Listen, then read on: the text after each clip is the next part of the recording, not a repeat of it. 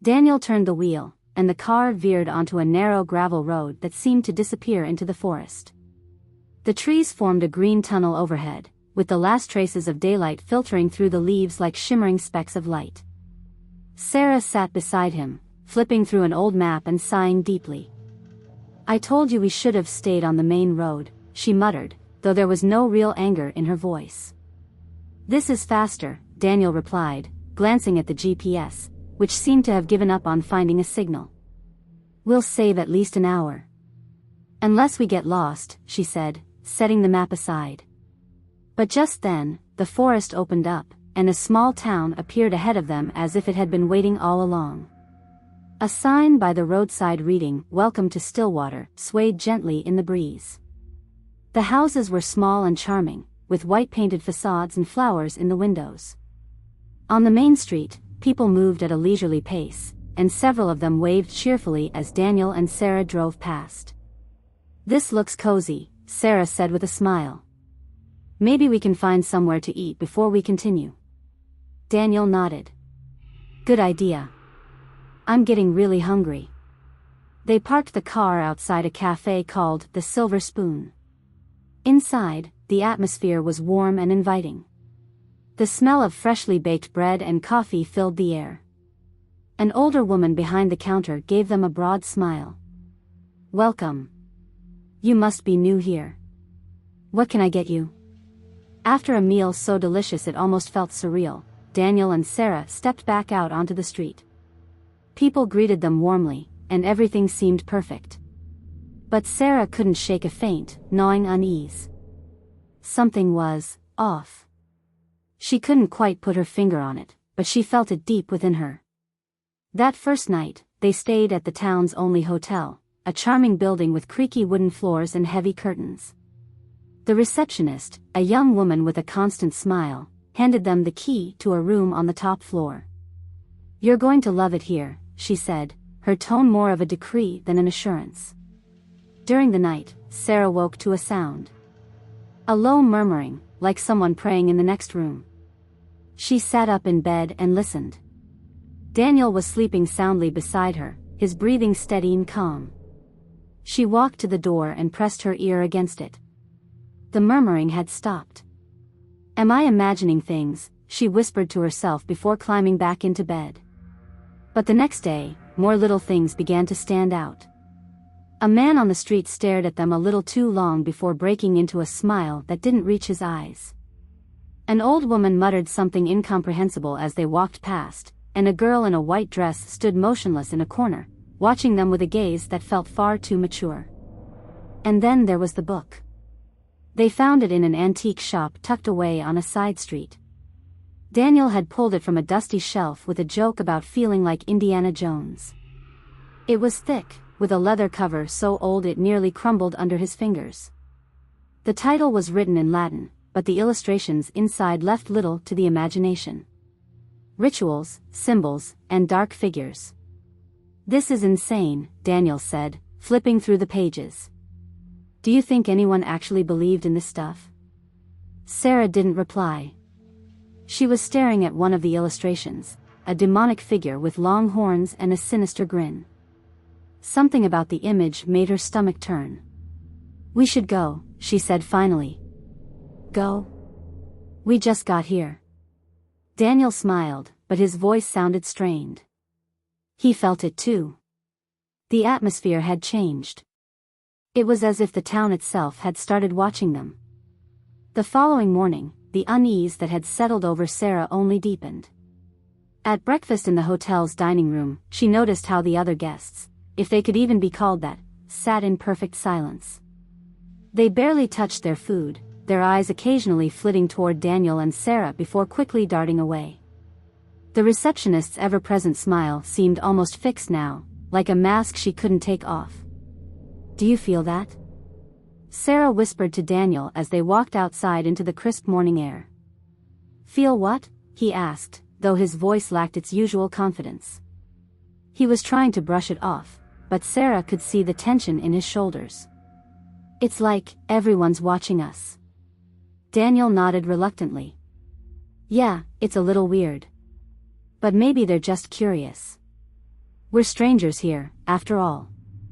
They decided to explore more of the town, hoping to find something, anything, to explain the strange vibe. As they walked down the main street, they noticed how unnaturally clean everything was.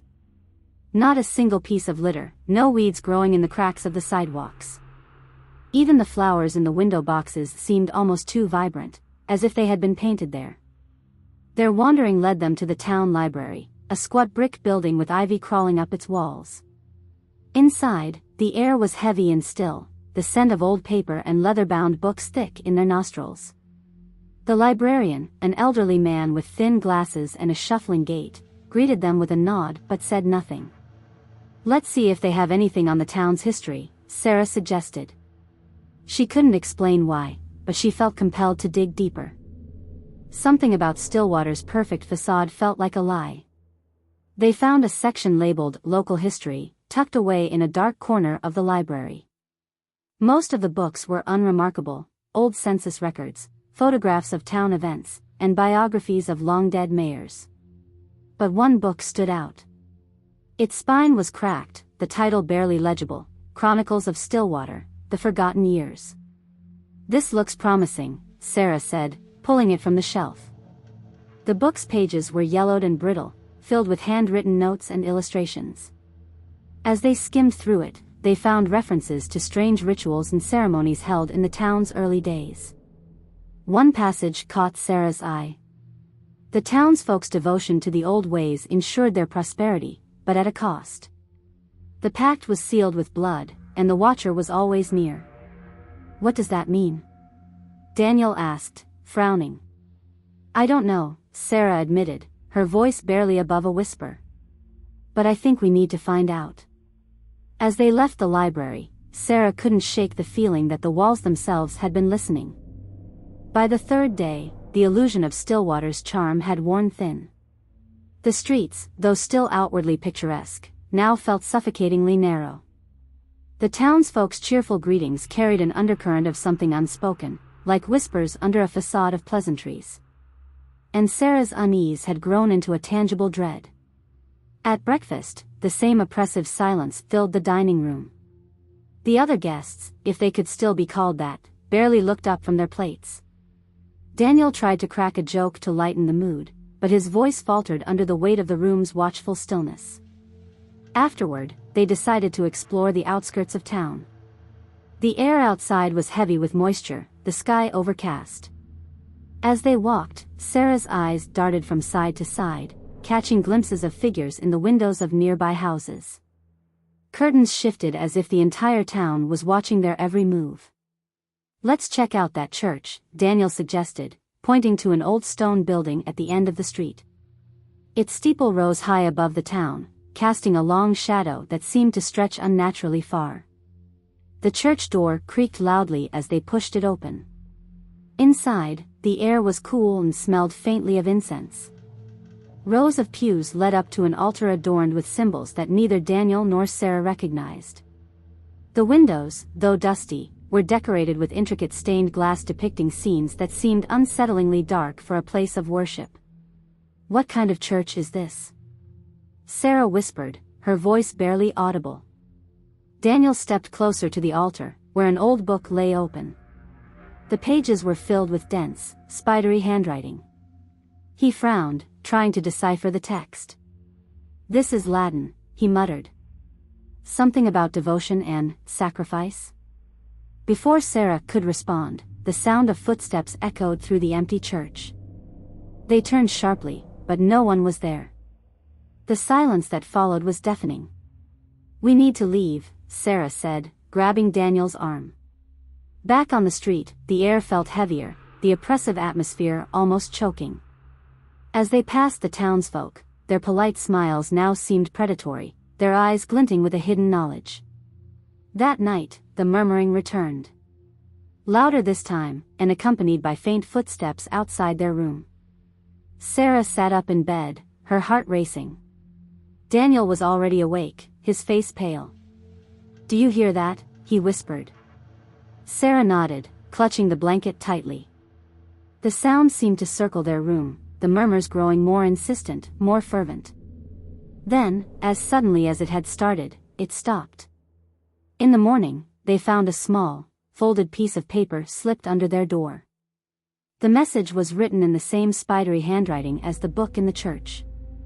The pact must be honored. The morning after finding the note, Daniel and Sarah decided they had stayed in Stillwater far too long. The friendly veneer of the townsfolk had eroded, replaced by a disquieting uniformity that chilled Sarah to her core. The note's ominous warning played on repeat in her mind. She couldn't shake the feeling that something, or someone, was closing in on them. As they stepped out of their hotel, the air was thick with a strange humidity, and the streets were unnervingly quiet. It was as though the entire town held its breath, waiting for something to happen. "Let's grab our things and go," Daniel said, his voice tense. "We'll figure out what's wrong with the car on the way." The receptionist watched them from behind the front desk as they exited. Her smile was still in place, but it had taken on a sinister quality. "Leaving so soon?" she asked, her tone saccharine but hollow. "Yeah, something came up," Daniel replied curtly, avoiding her gaze. "Safe travels," she said. "But you'll be back." "They always come back." Sarah's stomach turned at her words, but she kept her head down, gripping Daniel's hand tightly as they stepped out into the eerie quiet of the main street. Their car sat exactly where they had left it, but the moment Daniel turned the key in the ignition, the engine sputtered and died. He tried again, and again, but the car refused to start. "It's dead," Daniel muttered, slamming his fist against the steering wheel. "This doesn't make sense. I checked everything yesterday. Do you think someone tampered with it?" Sarah asked, her voice barely above a whisper. Her eyes darted nervously around the empty street. Daniel stepped out and popped the hood. "It's not the battery," he said after a quick inspection. "Something's been cut." Sarah felt a cold knot form in her stomach. Before she could respond, the sound of footsteps echoed from behind. Sarah turned quickly, her breath catching as she saw a group of townsfolk emerging from the fog that had silently crept into the streets. They moved slowly but with purpose, their eyes fixed on Daniel and Sarah with an unnerving intensity. Among them was the receptionist from the hotel, still wearing that unsettling smile. Daniel slammed the hood of the car shut and grabbed Sarah's hand. "Run," he shouted. They bolted down the street, their footsteps echoing in the stillness. Behind them, the murmurs began again, low and rhythmic, growing louder as the group pursued them. Sarah's heart pounded as they darted into an alleyway, desperate to lose their pursuers. "This way," Daniel said, pulling her toward a narrow passage that opened into the forest. The trees loomed like silent sentinels, their branches clawing at the sky. Once under the canopy, the sounds of the town faded, replaced by the rustling of leaves and the distant calls of night birds. Daniel stopped to catch his breath, his hands on his knees. Sarah leaned against a tree, her chest heaving. "Did we lose them?" she whispered. "I think so," Daniel replied, though his voice wavered. "But we can't stay here. We need to keep moving." As they pressed deeper into the forest, the air grew colder.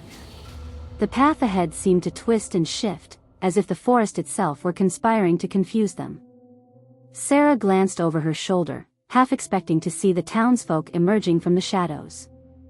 Instead, she saw something worse. A figure stood in the distance, barely visible through the trees. It was tall and impossibly thin, its elongated limbs bending at unnatural angles.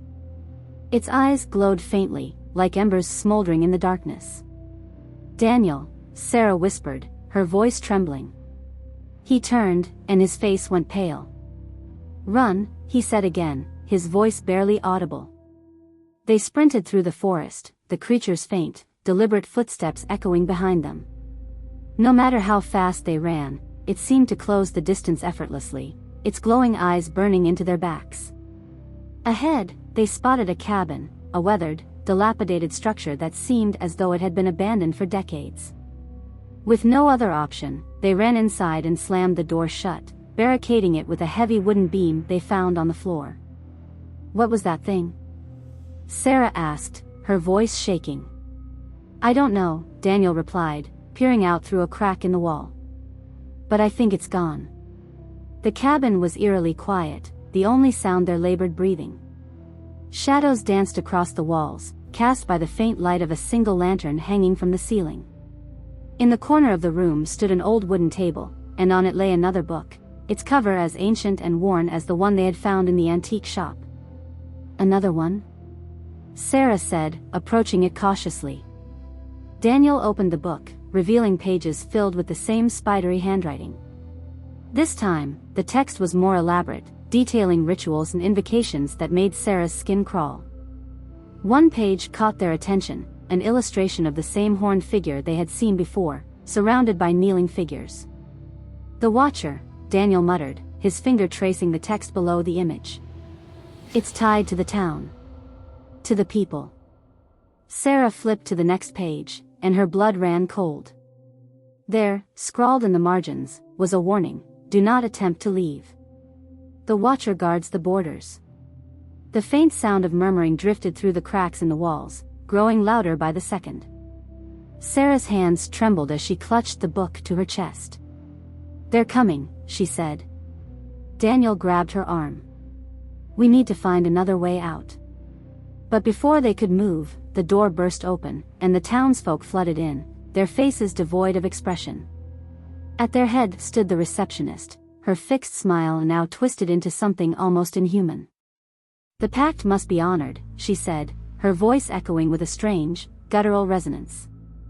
Daniel stepped in front of Sarah, shielding her. You're not taking us, he said, his voice firm despite the fear in his eyes. The receptionist tilted her head, her smile widening. It's not up to you. As the townsfolk closed in, Sarah clutched Daniel's hand tightly, her mind racing. She glanced down at the book in her arms, its pages filled with answers she didn't want to know. But if they were going to survive, she had no choice but to confront the darkness head-on. The footsteps multiplied, growing louder and closing in. Sarah and Daniel turned to see a group of townsfolk emerging from the fog that now blanketed the street. Their expressions were eerily calm, their movements synchronized as though guided by an unseen force. At the front of the group was the receptionist, her saccharine smile now a chilling grimace. You can't leave, she said, her voice carrying an unnatural resonance. The pact must be fulfilled. Daniel backed toward the car, instinctively shielding Sarah. We don't want any trouble, he said, trying to sound calm despite the tremor in his voice. We'll leave and never come back. It's not that simple, another voice said, a man's, deep and unyielding. The librarian from the day before stepped forward, holding a staff carved with the same strange symbols they had seen in the church. The Watcher demands an offering, the librarian intoned, his eyes fixed on Sarah. Daniel grabbed her hand. Run, he shouted, pulling her toward the alley beside the hotel. They sprinted through the narrow passage, the sound of the townsfolk's murmurs following them like a tide. The fog grew thicker, obscuring their path, but Daniel led them toward the forest at the edge of town. If they could make it to the woods, they might be able to lose their pursuers. The trees loomed ahead, their twisted branches reaching like skeletal hands. As they entered the forest, the air grew colder, and the murmurs gave way to an eerie silence. The ground beneath their feet felt uneven, as though the earth itself shifted with their steps. We need to keep moving, Daniel said, his voice strained. They'll find us if we stop. But Sarah froze, her gaze fixed on something in the distance. Through the trees, she saw the faint glow of firelight. The flames flickered, casting long shadows that danced unnaturally. What is that? She whispered. Daniel followed her gaze and shook his head. I don't know, but we can't. A sudden, inhuman scream pierced the air, cutting him off. It echoed through the forest, sending a chill down Sarah's spine. They're driving us toward it, she realized, her voice trembling. They're herding us like cattle. Daniel grabbed her arm. Then we go the other way. But before they could turn, the ground beneath them gave way. They tumbled down a steep incline, landing in a clearing illuminated by a massive bonfire. Around the fire stood the townsfolk, their faces blank and eyes reflecting the flames. In the center of the circle was an altar, carved from black stone and adorned with more of the cryptic symbols. "No," Sarah whispered, backing away. Two figures stepped forward and grabbed Daniel. He struggled, but their grip was unyielding. Sarah lunged to help him, but a hand clamped down on her shoulder, forcing her to the ground. She looked up to see the librarian towering over her. "The pact must be fulfilled," he said again, his voice a chilling monotone. "One for the Watcher, and one to remain." Sarah's screams were drowned out by the rhythmic chanting of the townsfolk. They dragged Daniel toward the altar, his desperate cries echoing in her ears. As he was forced onto the stone, the chanting grew louder, their voices merging into a single, otherworldly note. Sarah fought against her captors, tears streaming down her face. "Stop. Please, stop." The librarian raised his staff, and the fire flared brighter. The shadows cast by the flames writhed and twisted, taking on shapes that defied comprehension. Then, from the darkness beyond the firelight, the Watcher appeared. Its form was both monstrous and mesmerizing, a grotesque amalgamation of twisting limbs and glowing eyes. It moved with a fluidity that defied nature, its presence radiating an overwhelming sense of dread. Sarah's vision blurred as she watched the Watcher approach Daniel. The chanting reached a deafening crescendo, and the last thing she saw before darkness overtook her was the creature's elongated hand reaching for him. When Sarah awoke, the fire was out, and the clearing was empty. The townsfolk were gone, and so was Daniel. The only evidence of what had occurred was the blood-stained altar and the oppressive silence of the forest. Her legs trembled as she stood, her heart pounding in her chest. She stumbled away from the clearing, her mind racing with terror and despair. She didn't know where to go or what to do, all she knew was that she had to escape. But as she ventured deeper into the forest, she couldn't shake the feeling that she wasn't alone. The woods felt different now, darker, heavier, as if they had absorbed the malevolent energy of the ritual. Sarah's breath came in shallow gasps as she stumbled through the underbrush, her mind reeling. Daniel, her only anchor in this nightmare, was gone. The Watcher had claimed him, just as the librarian had promised. The thought of his desperate cries echoing through the night twisted her insides. But something tugged at her, deep within her chest. A sense of urgency, of impending danger. She wasn't alone. She could feel it. The wind howled through the trees, sending eerie whispers into the silence. Sarah stopped for a moment, clutching her arms to her body in an attempt to ward off the chill. Her thoughts flashed back to the cabin, the book. The pact. The Watcher. She had to find a way to stop it all. If Daniel had been taken, she couldn't let it be in vain. She couldn't let the town claim another soul. But how? What could she do against something so ancient, so powerful? A crackling sound behind her snapped her back to the present. She spun around, heart hammering. Her eyes widened as a figure stepped from the shadows. It was Daniel. Or at least, it looked like him. His face was gaunt, hollowed out, his eyes voids of darkness. His clothes were torn, as if he had been dragged through the woods. Yet, he stood upright, his movements slow but deliberate, like a marionette pulled by invisible strings. "Daniel?" Sarah whispered, her voice thick with disbelief.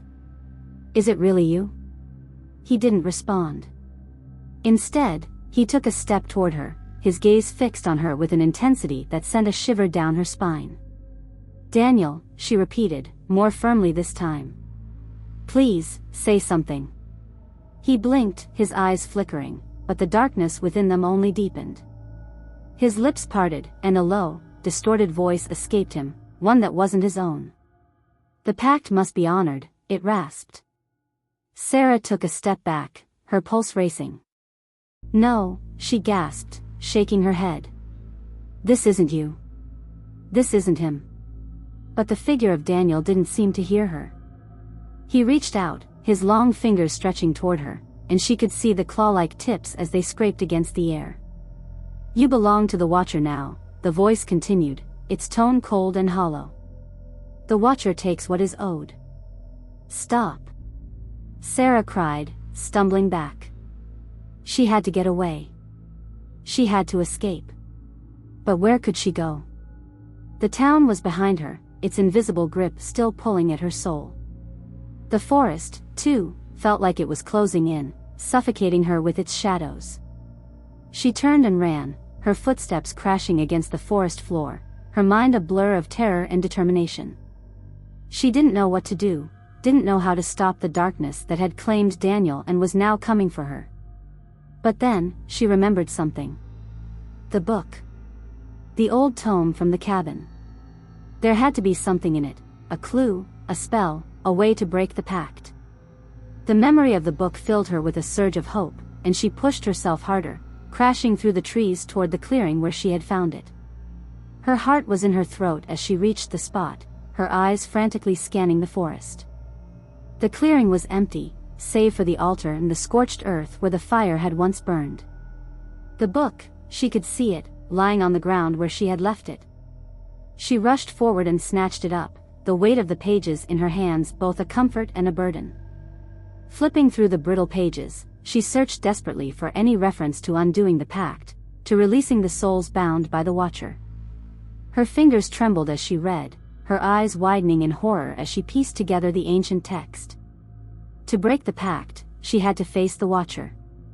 She had to offer a soul in exchange for another's. But the real horror came in the next passage. The soul of the one who wishes to leave must be given freely, no force, no resistance. Only then will the Watcher release its claim. Failure to offer the soul will result in the pact claiming both. Sarah's breath caught in her throat. She was the one who would have to make the ultimate sacrifice.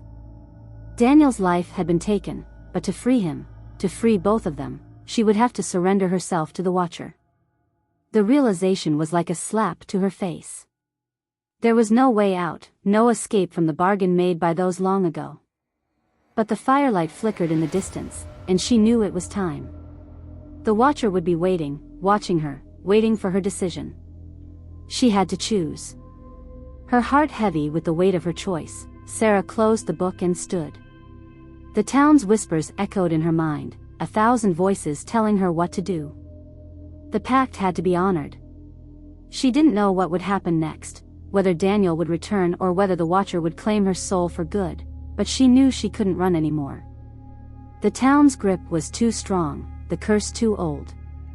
As Sarah walked toward the flickering bonfire, her footsteps steady, the murmur of the townsfolk rose in unison, the chanting beginning once more. The Watcher was waiting. And this time, Sarah would fulfill the pact. Sarah's legs felt like lead as she stumbled deeper into the forest. The weight of what had just transpired hung heavily around her like an invisible shroud.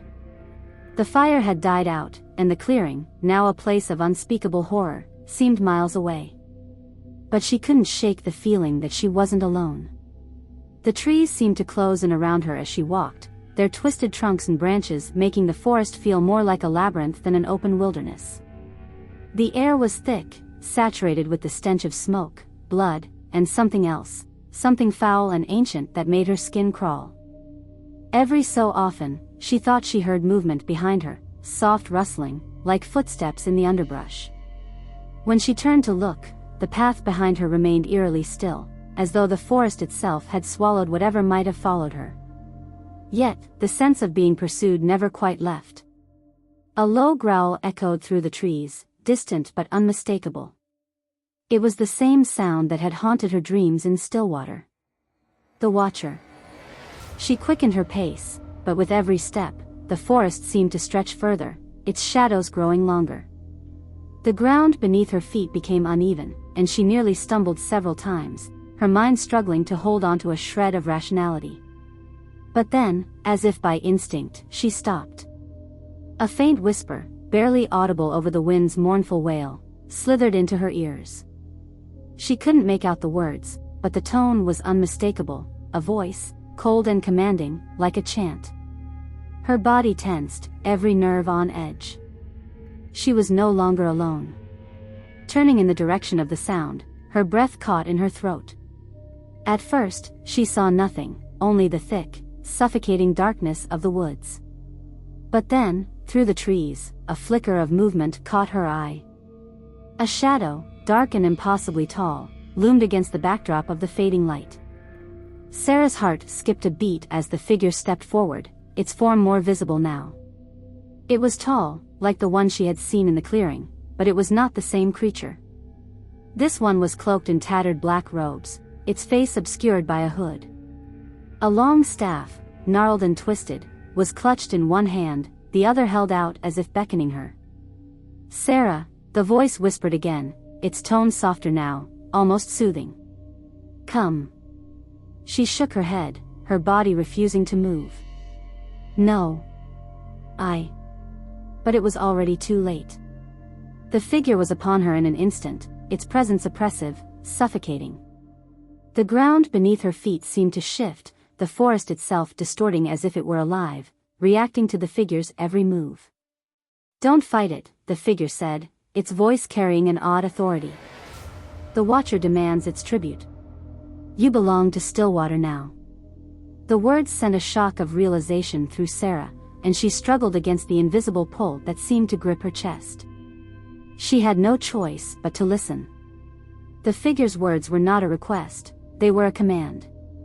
As the figure moved closer, Sarah's mind raced. She had to get away. She had to find Daniel. But she couldn't remember where he had gone, or even if he was still alive.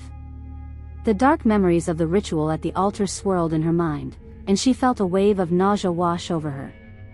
"Come," the figure repeated, now standing directly in front of her. "It is time." Sarah closed her eyes, her breath coming in shallow gasps. She couldn't stay here. She couldn't let herself be drawn back into Stillwater's twisted grip. But as her eyes opened again, she found herself standing in a new place, the edge of the forest, where the trees parted and the world beyond was just within reach.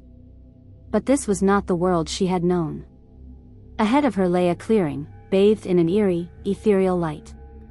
The air felt heavy, pregnant with an unseen force. And in the center of the clearing stood a stone circle, ancient and worn, like a relic of another time.